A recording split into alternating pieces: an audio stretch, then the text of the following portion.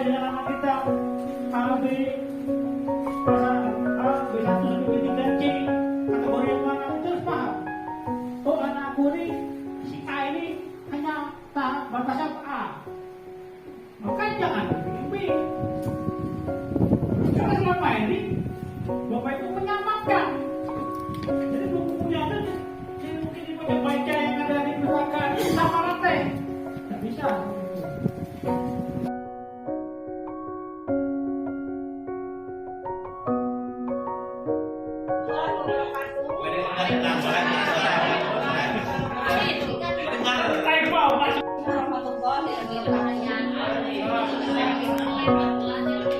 Baiklah, perkenalkan, saya Catur Mandari yang mewakili SD kami, SD Negeri 5 Payung, untuk mempresentasikan rancangan P5 yang sudah kami diskusikan. Baik, sebelumnya kami minta izin Pak, dan kita jangan dimarahi kalau salah Pak. Baiklah, ini rancangan P5 yang sudah kami diskusikan. Temanya adalah kewirausahaan, topiknya sayuranku pelengkap giziku. Nah, itu temanya kewirausahaan, topiknya sayuranku pelengkap giziku. Ini tim-timnya dari fasilitator dan lain-lain. Yang pertama, tahap pengenalan. Tadi di situ sudah dijelaskan bahwa ada 4 tahap ya. Alurnya saja yang berbeda. Kata Bapak kan maksimalnya 17, tapi sepertinya kami tidak sampai 17. Nah, untuk yang pertama tahap pengenalan. Yang pertama adalah mengenalkan murid terhadap keberagaman sayuran dan manfaatnya. Kemudian yang kedua, eksplorasi isu. Nah, isunya kenapa kami mengangkat sayuran, masalah sayuran? Kami melihat di setiap hari Jumat itu kan ada sarapan pagi bersama. Nah, di situ melihat menu-menu siswa itu kebanyakan dari siswa tidak membawa sayur. Walaupun membawa sayur, sayurnya itu tidak dimakan. Itu isu yang kami angkat. Mungkin di situ juga tadi sudah dikonsultasikan dengan dari kurangnya makan sayur tadi bisa menjadi anak stunting atau kurang gizi dan lain-lain.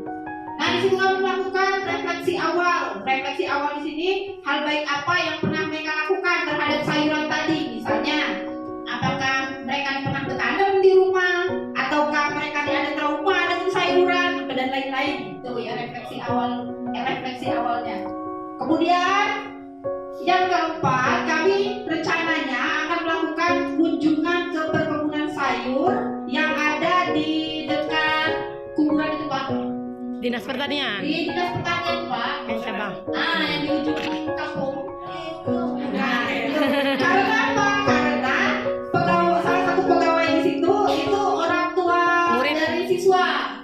Atau kalau tidak sempat siswa ke sana, mungkin kami akan mendatangkan narasumber yang orang tua wali tadi, orang tua siswa tadi, gitu. Kemudian yang terakhir, diskusi kritis masalah sayuran. Tahap yang kedua itu tahap 2. Lanjut. Kontekstualisasi, di mana di sini yang pertama kami melakukan pengumpulan pengorganisasian dan penyajian data. Mungkin di sini kami akan menugaskan siswa atau per kelas ini ya, sudah per kelas, menentukan berapa anak yang suka sayuran atau yang tidak menyukai sayuran. Nah, di situ pengumpulan datanya. Kemudian yang kedua itu trust. Sayuran di sekolahku, kira-kira apa yang akan kita lakukan dengan sayuran ini? Apa yang nanam sayur? Nah, ditaruh di mana? Misalkan kan tuh. Kemudian yang ketiga, pengorganisasian data secara mandiri. Nah, ini masih dilakukan oleh siswa juga dengan dibantu guru masing-masing fase atau guru kelas masing-masing.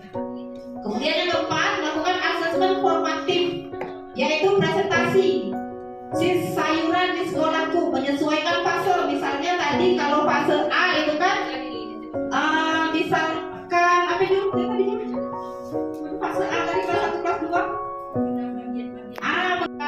gizi setiap sayuran.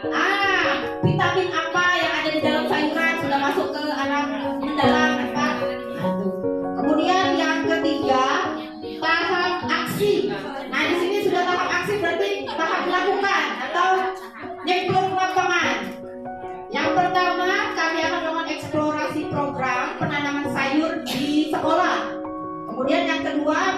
jenis sayuran yang akan ditanam. Misalnya yang paling kami tadi sudah ada rencana nanam yang mudah tumbuh dan cepat tumbuh Pak, kayak sayur. Kemudian yang keempat, mulai proses penyemaian. Kemudian yang kelima, mengobservasi perawatan tanaman sayuran. Ini dilakukan oleh siswa. Nanti ada tabel centang observasi tiap pertumbuhan sayuran. Kemudian terakhir asesmen formatif. Nah, ini sesuai fase juga, disesuaikan. Kemudian yang tahapan keempat ini adalah tahap refleksi dan tindak lanjutnya. Yang pertama, memanen hasil dari tanaman siswa tadi, manen sayur yang sudah bisa dipanen. Yang kedua, mengevaluasi hasil tanam sayuran. Misalnya kalau sayuran itu misalkan ada yang udah subur, kan ada yang subur, misalnya apa penyebab dia ini, misalnya macam itu. Ada apa, kurang pupuk, apa kurang sayur, kurang hujan. Yang ketiga, kalau misalkan solusi yang solusi yang ditawarkan yang ketiga tadi. Kalau seandainya sayurannya itu hasil dari siswa tadi terlalu banyak atau menghasilkan misal kayak hasil itu hasilnya kan, nah baca kita juga. Nah, mungkin itu saja 4 tahapan rencana P5 dari SD 5. Silakan ditanggapi. Saya akhiri. Wassalamualaikum warahmatullahi wabarakatuh. Jadi intinya Anda itu menjabarkan tahapan yang baik.